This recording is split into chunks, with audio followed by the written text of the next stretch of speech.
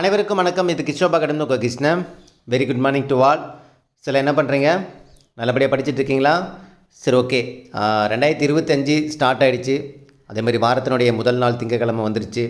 So இந்த வாரம் முழுக்க உங்களுக்கு படிக்கிறதுக்கான சூழ்நிலைகள் உங்களுக்கு சாதகமாக அமையறதுக்கு என்னுடைய வாழ்த்துக்கள். நல்லபடியாக படிக்க ஆரம்பிங்க. ஏன்னா 2025 ஒரு மிகப்பெரிய உங்கள் லைஃப்பில் ஒரு மிகப்பெரிய ஒரு மாற்றத்தை எதிர்பார்த்து நீங்கள் அதுக்கான எஃபர்ட்டும் போட்டுட்ருக்கீங்க. அதுக்கான உழைப்பு நீங்கள் எந்த அளவுக்கு கொடுத்துட்ருக்கீங்க. அது இன்னமும் பார்த்தோன்னா டே பை டே அதை கொஞ்சம் இன்க்ரீஸ் பண்ண பாருங்கள். ஓகேங்களா? இப்போ கொடுக்கக்கூடிய உழைப்பை விட அட்லீஸ்ட் ஒரு 5%, 10%, 20% எவ்வளோக்கு எவ்வளோ இன்னும் கொஞ்சம் எஃபெக்டிவ் பார்த்தோன்னா அதிகமாக கொடுக்க முடியும். இன்னும் ஓகேங்களா? உங்களோட எஃபர்ட்டை எப்படி எஃபெக்டிவாக கொடுக்க முடியும் அப்படிங்கிறது யோசிங்க. இதுக்கு முன்னாடி, அதாவது இது வரைக்கும் இன்றைக்கி நாள் வரைக்கும் நீங்கள் ஏதோ ஒரு லேக் உங்களுக்கு இருக்கும். அதாவது உங்கள் மனசுக்கே ஒரு சில விஷயங்கள் தோணும். நம்ம இந்த தப்பு பண்ணுறோம், தெரிஞ்சே இந்த தப்பை நம்ம பண்ணிகிட்ருக்கோம், இல்லை தெரிஞ்சே நம்ம இந்த மாதிரி நேரத்தை நம்ம வீணடிச்சிட்ருக்கோம் அப்படின்னு உங்களுக்கு தோணக்கூடிய விஷயங்களில் தயவு செஞ்சு இன்னிலேருந்து நீங்கள் அதை மாற்றிக்கங்க. கட்டாயமாக இதை மாற்றிக்கங்க. ஏன்னா உங்களுக்கே அது தோணுது அப்படிங்கும்போது அதை நம்ம மாற்றிக்கிட்டால் அது நமக்கு ஃபேவராக இருக்கும். அதை மாற்றிக்கிட்டால் நமக்கு பார்த்தோன்னா ரிசல்ட் கிடைக்க வாய்ப்பு இருக்குது. அதை மாற்றிக்கிட்டால் நம்ம கண்டிப்பாக அது வின் பண்ணிடலான்னு உங்களுக்கு தோணக்கூடிய விஷயத்தை கண்டிப்பாக மாற்றிக்கங்க. அது யோசிக்காதீங்க. ஏன்னா யோசிக்கிறதுக்கான வருடம் இது கிடையவே கிடையாது. இந்த 2025ங்கிறது என்னுடைய டிஎன்பிசி வரலாறுலேயே இத்தனை வருஷம் நான் டிஎன்பிசியில் நான் யூடியூப் நம்ம பண்ணிகிட்ருக்கோம். பட் இந்த 2025ங்கிறது எனக்கு ஒரு தனி ஸ்பெஷல் இயராக இருக்கும்.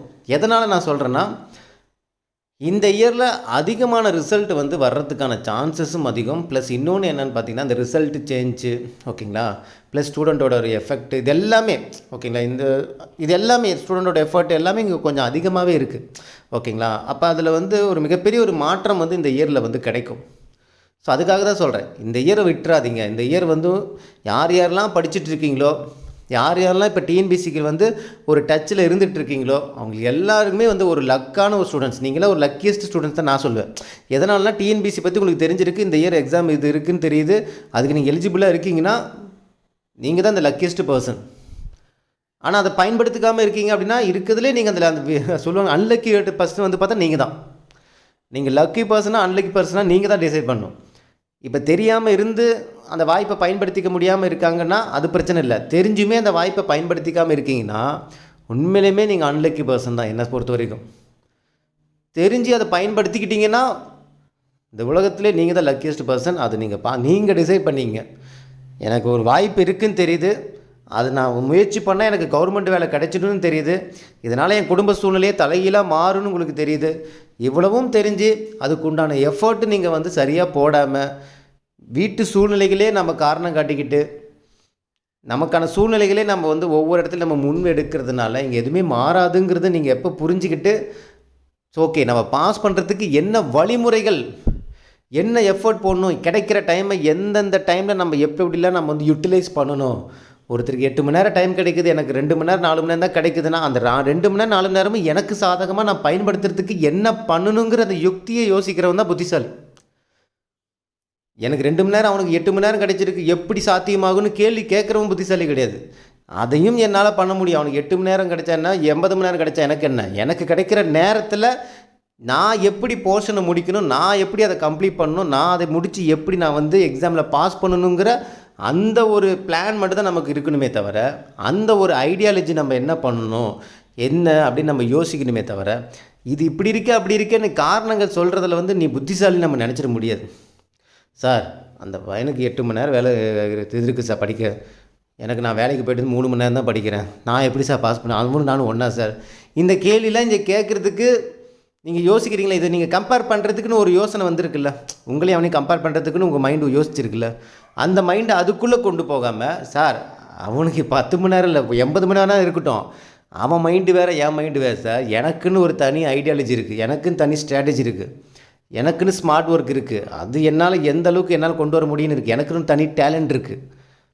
அவன் ஒரு விஷயத்தை 10 தடவை படித்தா தான் எனக்கு புரியும், எனக்கு ஒரு தடவை படித்தாலே மைண்டு நின்றுடும்.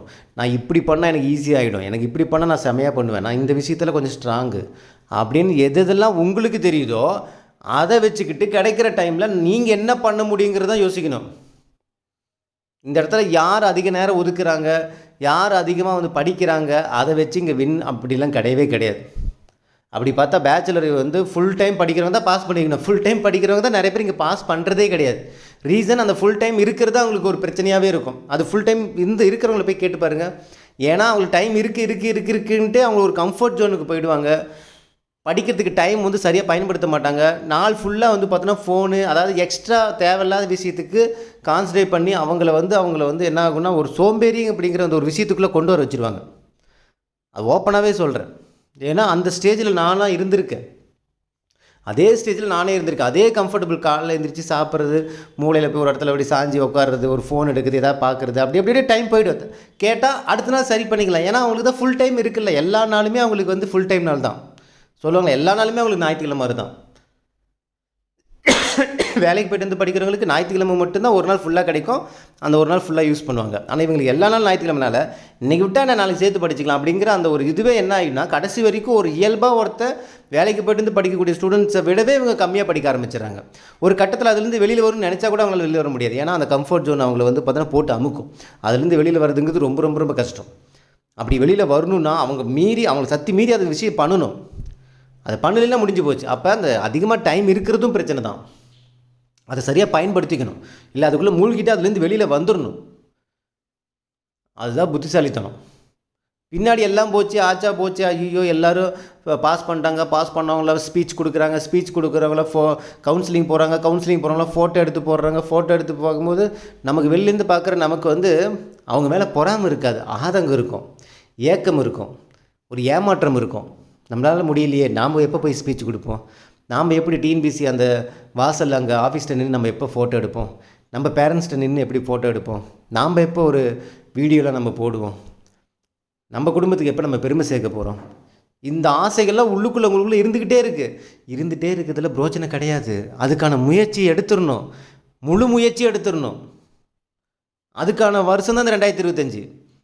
எல்லாருக்குமே தனிப்பட்ட டேலண்ட் இருக்குது. இந்த டிஎன்பிசி எக்ஸாமில் பாஸ் பண்ணுறதுக்கு இப்போ படிச்சுட்டு இருக்க எல்லாருக்குமே அதுக்கான தகுதி இருக்குது. அந்த தகுதியை நீங்கள் வெளிப்படுத்துகிறீங்களா இல்லையாங்கிறத வச்சு தான் இந்த சக்ஸஸ்ஸு. யாருக்கு இப்போ இந்த டிஎன்பிசியில் பாஸ் பண்ணுறதுக்கு தகுதி இருக்குன்னா யாருமே வந்து பார்த்தோன்னா தகுதி இல்லைன்னு யாரும் ஒதுக்கிடவே முடியாது. எல்லாத்துக்குமே இருக்குது, எல்லாருக்குமே இந்த கேப்பபிள் இருக்குது.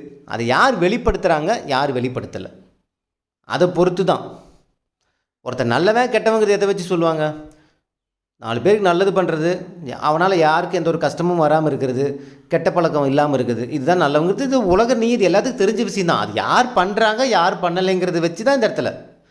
பண்ணுறவனுக்கு தெரியாமல் கிடையாது, ஐயோ நான் தெரியாமல் போய் தண்ணி அடிச்சிட்டேன், நான் தெரியாமல் சிகரெட்டு குடிச்சிட்டேன், நான் தெரியாமல் ஒருத்தனுக்கு வந்து கெடுதல் பண்ணிட்டேன். யாரும் தெரியாமலாம் கிடையாது, தெரிஞ்சே தான் அந்த விஷயத்தை, அது தப்புன்னு தெரிஞ்சே தான் அந்த விஷயத்தை பண்ணுறாங்க. அப்போ அதுக்கு நம்ம வந்து என்ன பண்ண முடியும்? ஒன்றும் பண்ண முடியாது. அது மாதிரி தான் நீங்கள் இந்த ஜாப் வாங்கினா நீங்கள் எப்படி உட்காந்து படித்தா நீங்கள் பாஸ் பண்ணி உங்களுக்கு நல்லாவே தெரியும். தெரியாமலாம் எதுவுமே கிடையாது. நம்ம என்ன தப்பை மாற்றிக்கிட்டால் நம்ம எப்படி இருந்தால் நம்மளால் பாஸ் பண்ண முடியும் உங்களுக்கு எல்லாம் தெரியும். ஆனால் அதை செயல்படுத்துறது தான் இங்கே விஷயமே இருக்குது. செயல்படுத்துறதுல சோம்பேறித்தனமாக இருக்கலாம், படிக்கிறதுக்கு கஷ்டமாக இருக்கலாம். இது எனக்கு புரியல, அதை புரியலைன்னா புரியறதுக்கு என்னவோ ட்ரை பண்ணணும். கஷ்டமாக இருக்குதுன்னா அது ஈஸியாகிறதுக்கு என்ன பண்ணணுமோ அதை பண்ணணும். சரி, அது நம்ம கஷ்டமாக இருக்கிறது நமக்கு சாதகமாக பயன்படுத்திக்கிறதுக்கு என்ன பண்ணுமோ அதை யோசிக்கணுமே தவிர கஷ்டம்னு ஒதுக்கிட்டே இருந்தால் அது உங்களுடைய இயலாமை அப்படிங்கிறத அந்த விஷயத்தில் காட்டுதே தவிர அது நீங்கள் வந்து இப்படி இருந்ததுனால நான் வரல, இப்படி ஈஸியாக இருந்தேன்னா, இப்படி உங்களுக்கு ஈஸியாக இருக்குன்னா எல்லாருக்கும் தான் ஈஸியாக இருக்கும். சார் நான் ஸ்கூல்லேருந்து இப்போ வரைக்கும் நான் வந்து சயின்ஸே படித்ததில்லை சார், அதனால் சயின்ஸ் கஷ்டமாக இருக்குது. நான் ஸ்கூல்லேருந்து இது வரைக்கும் மேக்ஸே பார்த்ததில்ல, மேக்ஸ்லாம் ஜஸ்ட்டு பாஸ் தான். ஜஸ்ட்டு பாஸ் ஆகினீங்கன்னா எவ்வளோ மார்க் எடுத்திருப்பீங்க? ஒரு 35 மார்க் எடுத்திருப்பீங்களா? நீங்கள் இங்கே 25 மார்க் தானே எடுக்க போகிறீங்க, எடுங்க, ஏன் எடுக்க மாட்டீங்க அப்படிங்கிற மாதிரி தான் என்னோடய கேள்வி. ஒரு காம்படிட்டிவ் எக்ஸாமுக்கு தகுந்த மாதிரி தான் நம்ம வந்து மாற்றிக்கணும். யாருமே இங்கே வந்து பிறக்கும் போதே பொலிட்டிக்கல் சயின்ஸ் படிச்சுட்டு யாருமே வரல. இப்போ நம்ம டிகிரி முடிக்கிற வரைக்கும் நமக்கு பொலிட்டிக்கல் சயின்ஸ் என்னன்னு தெரியுமா? எம்எல்ஏனா யாருன்னு தெரியுமா? எம்பினா யாருன்னு தெரியுமா? லோக்சபானா யாருன்னு தெரியுமா? ராஜ்யசபானா யாருன்னு தெரியுமா? என்ன தெரியும்? நம்ம உள்ளாட்சி அரசாங்கம், கவுன்சிலரு, பஞ்சாயத்து ராஜ், இதெல்லாம் என்னன்னு தெரியும். நம்ம இங்கே வந்ததுக்கு அப்போ தானே எல்லாமே நம்ம கற்றுக்குறோம். அது மாதிரி தான், புரியுதுங்களா? இங்கே வந்துக்கிட்டோம், கற்றுக்கிறத வச்சு எக்ஸாம் எழுத போகிறோம். சொல்லிக் கொடுக்குறதுக்கு அவ்வளோ ஸ்டாஃப், அவ்வளோ யூடியூபர்ஸ், அவ்வளோ அகாடமி இருக்காங்க. ஃப்ரீயாகவே கற்றுக்கிறதுக்கு அவ்வளோ விஷயங்கள் இருக்குது. யாருக்குமே இங்கே வந்து பார்த்தோன்னா எனக்கு இது இல்லை, எனக்கு இது கிடைக்கல, அதனால் நான் வந்து அப்படிலாம் இல்லை. எல்லாத்துக்குமே எல்லாமே இருக்குது. நீங்கள் பயன்படுத்திக்கிறது இல்லை அப்படிங்கிறத நான் வந்து ஓப்பன் ஸ்டேட்மெண்ட்டாக சொல்கிறேன். பயன்படுத்திக்கிட்டால் 2025 நிறைய பேர் பாஸ் பண்ணுவீங்க. அதை நீங்கள் பயன்படுத்திங்க. உங்களுக்கு தேவையான நீங்கள் பாஸ் பண்ணுறதுக்கு தேவையான எல்லா ஃபெசிலிட்டியுமே உங்களுக்கு அமைஞ்சிருக்கு. ஆனால் அதை நீங்கள் சரியாக பயன்படுத்திக்கிறது இல்லை அப்படிங்கிறதான் என்னுடைய ஒரு சைட்லேருந்து நான் பார்க்கும்போது தோணுது. விட்டுறாதீங்க, 2025 விட்டுறாதீங்க, அவ்வளோதான் நான் சொல்லுவேன். குரூப் 4 குரூப் 2 2 எக்ஸாம் இருக்குது. பக்காவாக பிளான் பண்ணிங்கன்னா 2லையுமே அடித்து தூக்கிட்டு போயிட்டே இருக்கலாம். இல்லையா, ஒன்று மிஸ் ஆனால் கூட ஒன்று ஈஸியாக நமக்கு கிடைச்சிடும். பட் அதுக்கு நம்ம என்ன பண்ணுவோம், அடுத்த 5 மாதம் நம்ம வெல் ப்ரிப்பேர்டாக கிடைக்கிற டைமை யூட்டிலைஸ் பண்ணிட்டு நம்ம போய்கிட்டே இருக்கணும். புரியுதுங்களா? ஸோ அதுக்கு தகுந்த மாதிரி பிளான் பண்ணுங்கள். இந்த வாரம் 3வது வாரத்துக்கான நம்ம வந்து ஸ்கெடியூல் வந்து போகுது. 3வது வாரம் வந்து தொடர்ந்து படிச்சுட்ருங்க. நம்ம 4வது வாரம் முடிஞ்சதுக்கப்புறம் ஒரு டெஸ்ட் சொல்லியிருந்தேன், சரிங்களா? அதை பற்றி நான் உங்களுக்கு அடுத்த வீடியோ பற்றி நான் சொல்கிறேன். ஸோ தொடர்ந்து படிங்க. இந்த வாரம் 3வது வாரத்துக்கான பிளான் அதன்படி வந்து என்னென்ன போகுமோ அது எல்லாமே ஸ்கெடியூல் வைஸ் நமக்கு போகும். ஓகேங்களா? நல்லபடியாக ஸ்டார்ட் பண்ணுங்கள். பின் தொடர்ந்து வரவங்க பின் தொடர்ந்து வந்துக்கிட்டே இருங்க. 1 by 1 வந்துகிட்டே இருங்க. இப்போ பாருங்கள், ஃபஸ்ட் ஸ்கெடியூல் முடிச்சு 2வது ஸ்கெடியூல் ஸ்டார்ட் பண்ணியிருப்பாங்க நிறைய பேர். நான் செகண்ட் ஸ்கெடியூல் முடிச்சிட்டேன். ஆனால் செகண்ட் ஸ்கெடியூல் இப்போ வரைக்கும் படிச்சுட்டு இருப்பாங்க. ஃபஸ்ட் ஸ்கெடியூல் முடிச்சு இப்போ தான் ஸ்டார்ட் பண்ணியிருப்பாங்க. பரவாயில்ல, பின் தொடர்ந்து வந்துக்கிட்டே இருங்க. உங்களுக்கு தேவையானது எல்லாமே ப்ளேலிஸ்ட்டில் அழகாக இருக்குது வீடியோஸ். நீங்கள் பாட்டு பின் தொடர்ந்து படிச்சுக்கிட்டே வாங்க. ஒரு 10 ஸ்கெடியூல் முடிக்கிற வரைக்கும் எதை பற்றியும் திங்க் பண்ணாங்க, பின் தொடர்ந்து வந்துக்கிட்டே இருங்க. அவ்வளோதான் நான் சொல்ல முடியும். அதுக்கப்புறம் நீங்கள் என்ன வேணால் முடிவு பண்ணுங்கள். ஏன்னா அதுக்கப்புறம் உங்களுக்கே ஒரு கிளாரிட்டி கிடைச்சிடும். இந்த 10 ஸ்கெடியூல் வர வரைக்கும் தான் உங்களுக்கு கஷ்டமாக இருக்குமே தவிர, அதுக்கப்புறம் உங்களுக்கு ஒரு கிளாரிட்டி வந்து 10 ஸ்கெடியூலுக்கு அப்புறம் அவ்வளோதான், நான் இவ்வளோ தானடா, இவ்வளோ வந்துட்டேன், முக்கால்வாசி தூரம் வந்துட்டேன். அதுக்கப்புறம் நீங்கள் என்ன பண்ண மாட்டீங்க, பேக் வாங்கவே மாட்டீங்க. அதுக்கப்புறம் அதே முன்னாடி நகர்ந்துட்டு தான் போவீங்களே தவிர பின்னாடி திரும்பி போக மாட்டீங்க.